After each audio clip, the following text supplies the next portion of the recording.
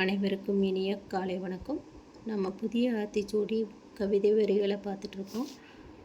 இன்றைக்கி நம்ம என்ன பார்க்கலான்னா, உடலினை உறுதி செய். உடலினை உறுதி செய், நலமாக வாழ உடல் நிலையை பாதுகாத்து கொள்ள வேண்டும் என்று பாரதியார் கூறுகின்றார். இதில் இளைஞர்களுக்கு மட்டுமல்ல, குழந்தைகளும் பெரியவர்களும் பெண்களும் ஆண்களும் அனைத்து உயிரினங்களும் நலமுடன் வாழ உடலினை பாதுகாத்து கொள்ள வேண்டும் என்று பாரதியார் கூறுகின்றார். மனித வாழ்க்கையில் உடல் நலம் மிக மிக முக்கியமானதாகும். உடல் ஆரோக்கியம், நோயின்மை ஆகியவற்றை உள்ளத்தின் வளர்ச்சிக்கும் அறிவின் வளர்ச்சிக்கும் மிகவும் அவசியமானதாக கருதப்படுகின்றது. உடல் ஆரோக்கியத்திற்கும் உடல் வலுவாக இருக்க வேண்டும். அதற்காக நல்ல உணவும் உடற்பயிற்சியும் அவசியமாகும். எனவே உடற்பயிற்சி தினந்தோறும் அனைவரும் செய்தால் உடல் உறுதியாகவும் கட்டுக்கோப்பாகவும் இருக்கும். உடலினை உறுதி செய்வதற்காக உலகிலுள்ள அனைத்து நாடுகளும் உடற்பயிற்சி செய்வதை வழக்கமாக கொண்டுள்ளது. விளையாட்டு வித்தைகள் ஆகியவை ஒவ்வொரு நாட்டிலும் கற்றுக் கொடுக்கப்படுகின்றது. அங்கு விளையாட்டு போட்டிகள் முதலான விளையாட்டுகளை குழந்தைகளுக்கும் பெரியவர்களுக்கும் இளைஞர்களுக்கும் நடத்தி உடலினை கட்டுக்கோப்பாக வைத்து கொள்ள என்ன செய்ய வேண்டும் என்று ஊக்குவிக்கின்றார்கள். எனவே பாரதியாரின் சொல்லுக்கு ஏற்றாற்போல் நாம் உடலினை உறுதி செய்து வாழ வேண்டும்.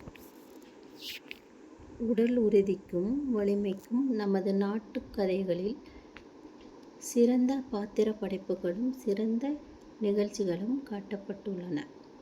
யானை, சிங்கம் போன்ற உடல் பலமும் உறுதியும் மிக்க விலங்குகளும் நமக்கு காட்டப்பட்டுள்ளன.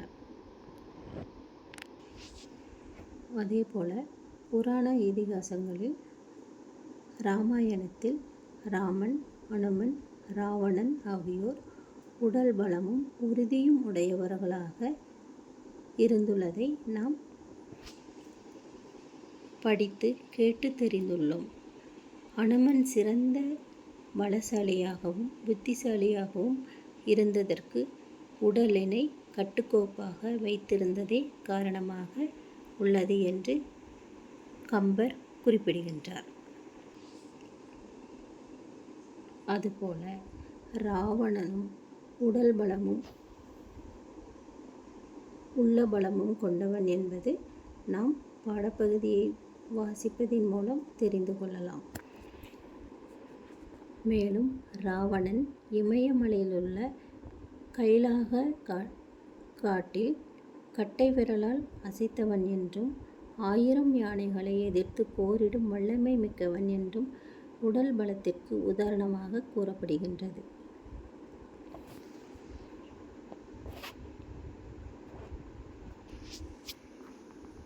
உடலினை உறுதி செய்ய உடற்பயிற்சி அவசியமாகும் என்பதை நாம் புரிந்து கொண்டு உடற்பயிற்சியை தினம்தோறும் செய்து வந்தால் நம் உடம்பை உறுதியாகவும் வலிமையாகவும் நோய் நொடி இல்லாமலும் பாதுகாத்து கொள்ள முடியும்.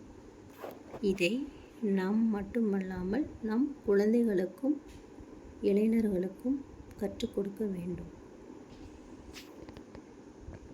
மனித வாழ்க்கைக்கு உணவு, உடை, உறைவிடம், கல்வி, கலை, இலக்கியம் ஆகியவை போலவே விளையாட்டும் உடற்பயிற்சியும் மிகவும் அவசியமானதாகும். எனவே உடலினை உறுதி செய்வதில் நாம் அதிகமாக கவனம் செலுத்துவது அவசியமாகின்றது. அதற்காக இளமையிலிருந்தே ஆண்களும் பெண்களும் குழந்தைகளும் உடற்பயிற்சியிலும் விளையாட்டிலும் உழைப்பிலும் ஈடுபடுத்தி உடலினை உறுதி செய்ய வேண்டும் என்று பாரதியார் குறிப்பிடுகின்றார். உடலினை உறுதி செய்ய நல்ல ஆரோக்கியமான உணவுகளை உண்ண வேண்டும் என்று பாரதியார் அறிவுறுத்துகின்றார். உடல் நலத்தையும் சீராக பேண வேண்டும்.